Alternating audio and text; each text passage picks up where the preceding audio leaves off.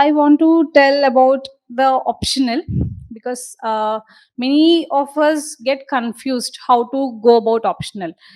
After trying two optionals or so, we just shift to another optional in specifically last attempts.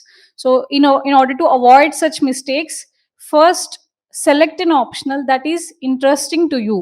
It can be uninteresting to somebody else, but if it is interesting to you, then just go through the syllabus, previous year questions, and understand the gravitas of that paper.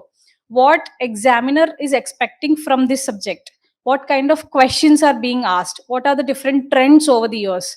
For example, if you take humanities optionals like socio and anthro, so they were in vogue for the past couple of years. But if you see in the last 2 3 years, there is a slight change in the manner of questions being asked.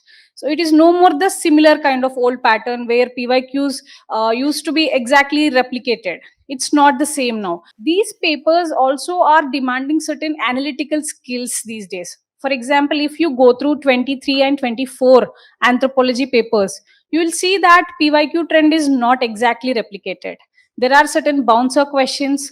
For example, there was a question to write an essay about like a tribal leader. So expecting an essay in anthropology paper 2 was a shock for all of us. But yes, you have to finish off the paper in that time pressure. So be ready with different kind of challenges, bouncers you'll get in question papers.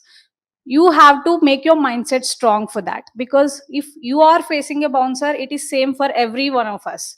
It's not very different. It's just that how you deal with that uncertainty under the time pressure. So this is the strong mindset that you have to inculcate, not just for mains but throughout your life.